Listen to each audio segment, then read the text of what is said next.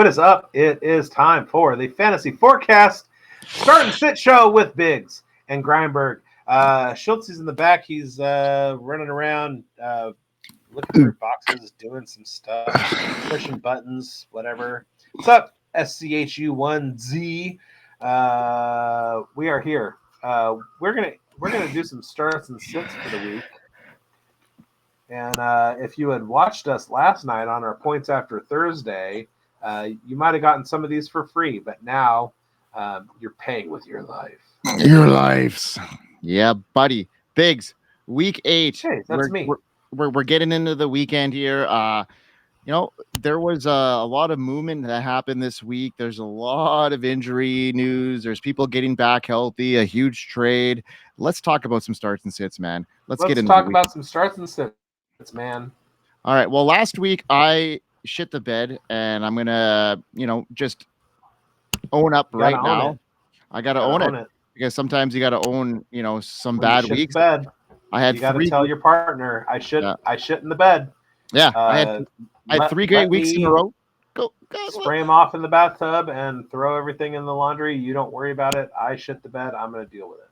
There you go. Well, I had 3 good weeks in a row, and then I had a bad one. And I told everybody to sit George Pickens because I thought the tough matchup against the Jets wouldn't pan out. I'm really optimistic about George Pickens moving forward. I said that last week on the show, but I thought that matchup was going to be tough. But he proved to be the guy. Jahmyr Gibbs went off and against a tough Minnesota defense, but he had a great game. And I told people to start Demario Douglas, who caught the flu on Sunday morning and didn't have a great game.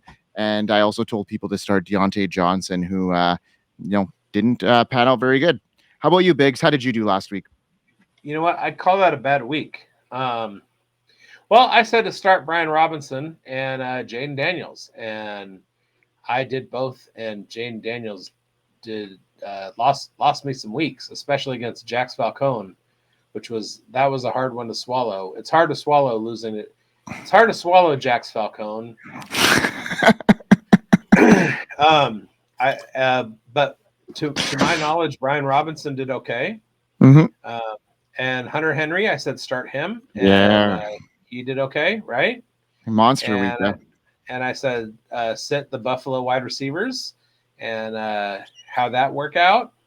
And I said to sit all of the Tampa Bay running backs. What I meant to say, and I think what I did say, was that it was going to be Rachaad White. Like, he was going to rise to the occasion, but don't invest in that backfield. And I was half right, because yes, don't invest in that backfield, meaning Sean Tucker and Bucky Irving. But I was wrong on not starting Rachaad White, and that came back to bite me in a couple of weeks. So, yeah, you know what? You win some, you lose some, but we got to trust our process, and that's what this is all about. With every down week, we have a bunch of good weeks, and we're back on the train this week, and we're gonna, direct our viewers and our listeners the right way this week. And I will victory lap all one of my victories, and I will not talk about all 30 of my defeats. There you go. Okay, well, let's start us off here. Shall I start with our starts, or shall you start? Okay, I'll start it off. Okay, I'm gonna start. We had quite the show on the Uncovered Battle this week on the Andropolis Network. It's a game between the Raiders and the Chiefs, and Biggs being a Raider fan, me being a Chiefs fan, it doesn't get any better than this. It does if the Raiders were a little bit better of a team, but it is what it is at this point, and we're not throwing shade at all. But I'm going to talk about Kareem Hunt, and Kareem Hunt against this Raider defense is poised to have a big game. There has been some injuries to the Chiefs backfield, and Kareem Hunt has emerged in the last 3 games, 250 yards, 3 touchdowns, poised to be the guy. Looking ahead in week 8, he's got a favorable matchup against the Raiders, a team that has struggled defensively this season. He's primed for another strong performance as the Chiefs look to exploit the Raiders' weaknesses. Given Hunt's ability to find the end zone and churn out consistent yardage, he's ready to deliver once again, and it looks like he'll be ready to pull out a Hunt for Red October. Just like a sub, he is set to deep dive into the Raiders territory and surface with a treasure of fantasy points this week. That's terrible, bro. That was absolutely terrible. That was so good. It was so cheesy that it was so good because it was against a Raider team, and that's what it was all about. All right, I'm gonna say go ahead and start Jordan Love. Most of you are anyway, but in all of the leagues that I have Jordan Love, I find myself with another quarterback in the mix. More specifically, Jaden Daniels. But the Green Bay Packers this week are going up against the Jacksonville Jaguars, who allow 84 points more per average in each game than everybody else. So this week, Jordan Love is a smash. Tucker Kraft is a smash. The Green Bay wide receivers are a smash. So when we're looking at quarterbacks and who gives up the most points to quarterbacks, there's one team that is absolutely at the top or bottom, the way you look at it, Schultze, and that is the Jaguars of Jacksonville. They allow 27.4 points to opposing quarterbacks in fantasy. So Jordan Love is the start of the week in fantasy football at quarterback position. There you have it. I like Jordan Love this week. Great matchup. You know, the Jacksonville Jaguars are gold mine of fantasy points, and it's going to be again this week for the Green Bay Packers. Schultze, you look a little disheveled here talking about your Jaguars team that way. You had a couple head shakes. How do you feel about this? Well, I agree. I don't like it, but it's true. They can't stop anyone. Like the one I don't like that we're playing the Chiefs either. But, right. You know, the one slight caveat here is they just got Tyson Campbell back, who's a really good corner, and they run a lot of man. And the defense did look better this past week as a result. It kind of trickled down through the secondary, but it was also the Patriots. So I don't take that as like Tyson Campbell's going to change them and shut the Packers out. Like Jordan Love's going to run up and down the field. Matt LaFleur is going to have these dudes running wide open. This is not going to be a game. Well, I am going to talk optimistically about a wide receiver and a Jags player this week, because he's going to be my next start of the week. And I'm going to talk about Brian Thomas Jr. because he's just been exploding through the scene, and I think he's ready to continue that and build off of this. With 30 receptions and 513 yards and 4 touchdowns already under his belt, he's on track to become one of the first rookie Jacksonville Jaguars in history to surpass 1,000-yard mark. This level of production places him in elite company. Since 2000, only 5 rookie wide receivers, including legends like Jamar Chase and Odell Beckham Jr., have recorded over 480 yards in their first and 4 touchdowns in their first 7 games. This is remarkable. I love this situation headed in against a game where I think the Packers are going to be up early and often, and they're going to need to rely on the passing game. I'm ready for Trevor Lawrence to have a good game this week. I'm ready for Brian Thomas Jr. to have an explosion game again. I can see him going for over 100 yards and a touchdown easily. So make sure he's in your lineup, folks. I mean, you're right about Brian Thomas. This guy is a star. Like I was just so wrong about him, and I'm so happy I was wrong. He's explosive off the line. His release package is complete. There's a guy who writes for Big Cat Country and does some other local media. His name's Gus Logue. Does Jaguar stuff. He's great. Posted a video. I think I retweeted it. It's like he's like, here's 65 seconds of Brian Thomas just being wide open, and it's just like all 22 clips. And it's not even plays where he's getting the ball thrown to him, but the dude is just wide. He's open. He gets himself open. There's multiple plays where he's like running a go route and Trevor throws it somewhere else. But like if Trevor were to have just held on for a half a second longer, Thomas is going to be open. I mean, I'm telling you, this dude is unbelievable. He already has the touchdowns. He's dropped a touchdown. He's got the chemistry for like the scramble play in the end zone with Trevor already. Holy crap. I love him. I love him too. All right, Biggs, let's get you in here. Let's get you in for your next start. Hey, that's me. Hang on. I was unprepared. I was trying to jump into Fantasy Sports Advice Network. And, light the beam. Light the beam. Bat signal. Let's go. That's a. We are here. We are here. FantasySportsAdvice.com, offering the best fantasy sports social media platform. Why join endless Discord communities or the trolls of Reddit? Fantasy Sports Advice is a community designed to help you win with 24/7 support. Go to FantasySportsAdvice.com and become a pro member for unlimited access. Again, go to FantasySportsAdvice.com today. See, I don't only watch fantasy football, or I don't only watch the NFL. I watch some NBA. I watch the Sacramento Kings specifically. I'm Sacramento proud. Hella proud. My second start is going to be David Njoku. Now, I'm not exactly very high on what the Cleveland Browns have cooking, especially beyond what Nick Chubb can do. When we get down to it, we talk about Deshaun Watson being a despicable person, and I'm not gonna hedge my bets.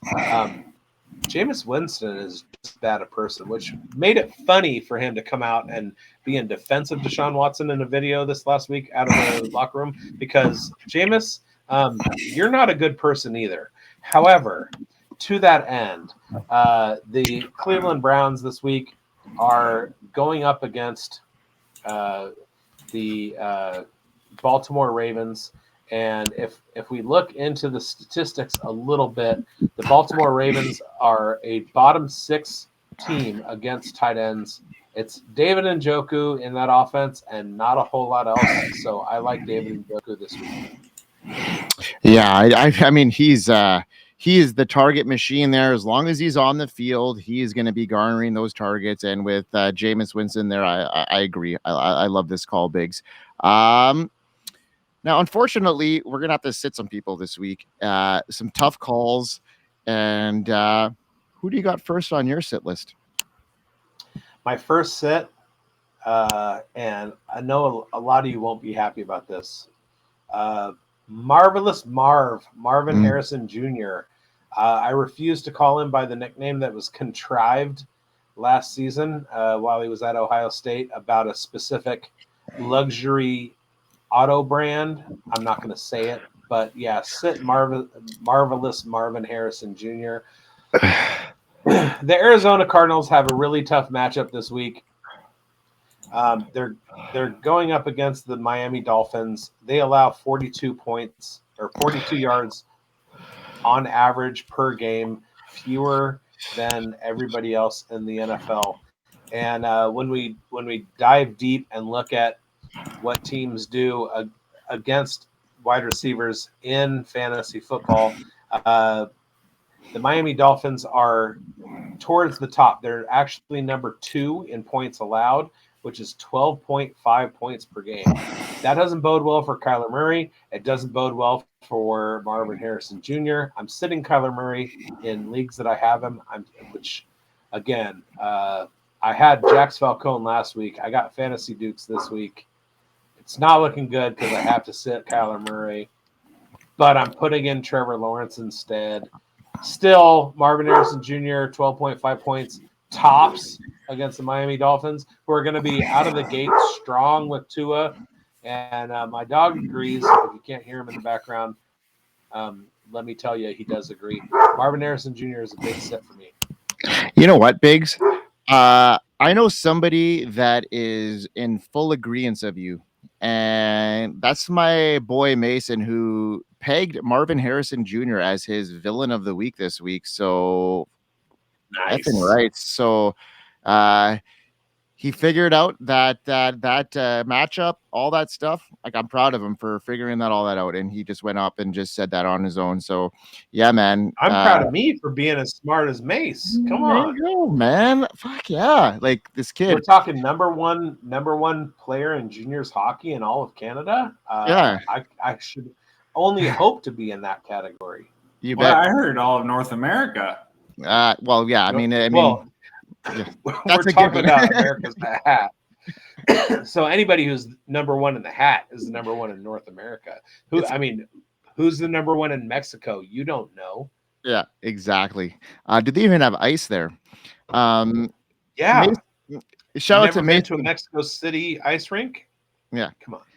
He scored a goal on the Winnipeg Jets arena last night in his second game of the year. They got the big stage. So proud of my boy. Yeah, I was really proud of him too. It was like I was up the stands, like banging against the like. That's amazing. Yeah, it was a lot. It's called the glass, Mike.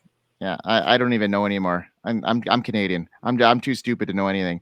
Anyways, we're gonna talk about my first sit here, and that's Alvin Kamara, the New Orleans Saints. He presents Hale. If there's anything we know about Canadians, they can hold a grudge.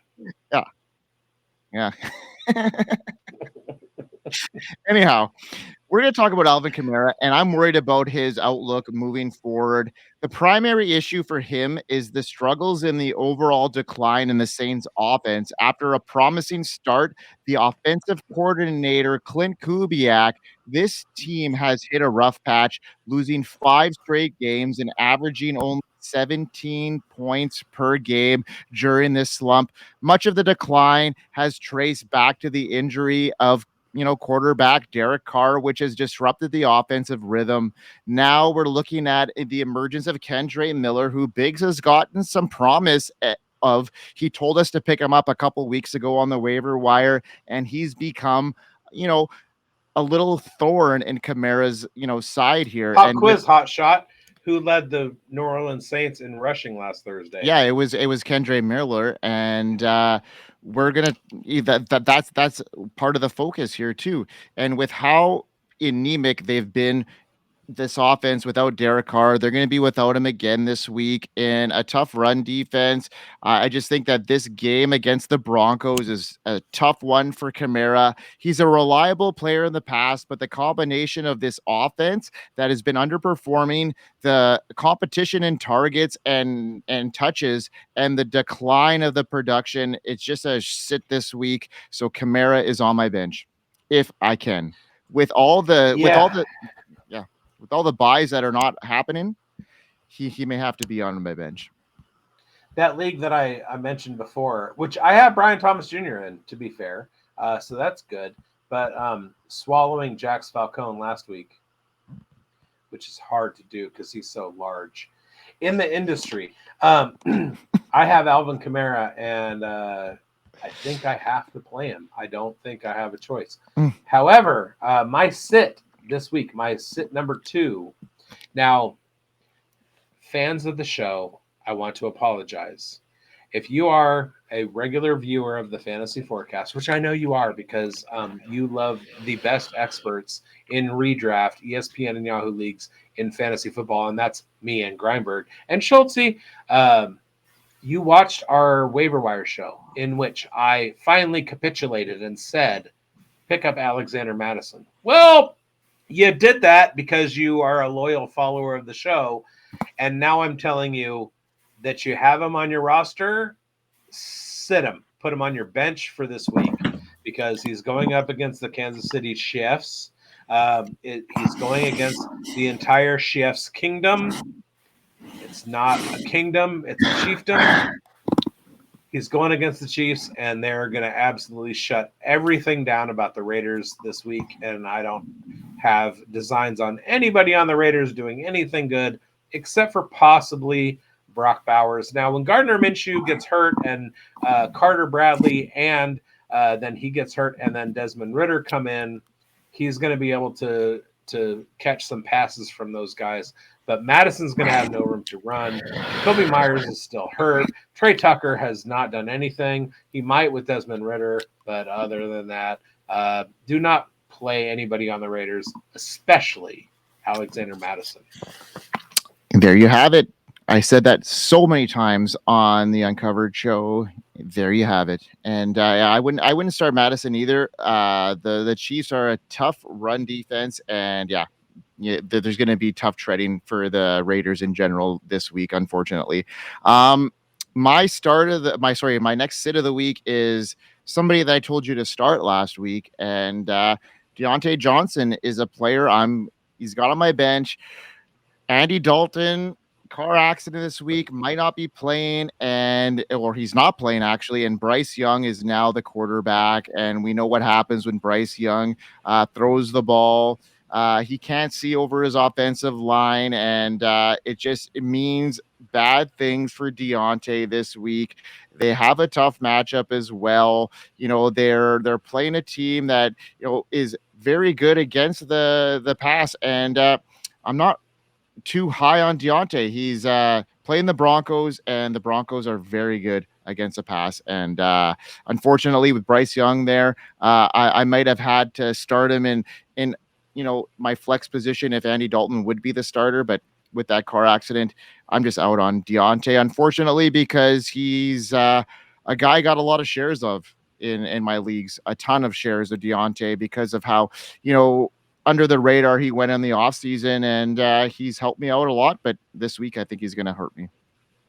Well, like we've talked about on a lot of shows, there were certain things that we had analyzed, a lot of scripts that were supposed to go down this season, including Dave Canales being a presence in Carolina, having fixed Baker Mayfield last year, Geno Smith a couple years ago. We were high on the Dave Canales effect. It didn't take with Bryce Young, and a couple weeks into the season, the Carolina Panthers brain trust knew that. Bryce Young out, and the Red Rocket, Andy Dalton in. And what happened? Andy Dalton went on a tear. He was fine under Dave Canales. Everything was good. Diontae Johnson was getting his targets. Xavier Legette was showing up. Even Jonathan Mingo had a game or two that was fine. Now, we got Andy Dalton hurt. Dave Canales he's not a magician, folks. And so maybe if somebody has a chance to get open a couple times, it's going to be Xavier Legette. That's closer to the line of scrimmage. Diontae Johnson is hurt. Maybe won't even play.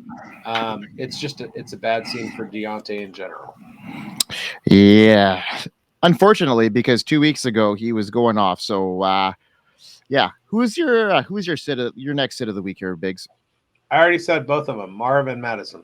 Oh, goodness gracious. We're done, Mike. We're done. We are done. 24 minutes in, and we are done the show. It's week 8. Things are evolving here, and hopefully you win. Unless your name is Sarah Woltman or Dukes, win. Shout out to Dukes. Shout out to Dukes. Just to shout him out, right? All right. Yeah, I just want to beat him, but also he does great things. He does awesome things, and you know where to find us. Fantasy Football Advice Network. Also, you can go to my QR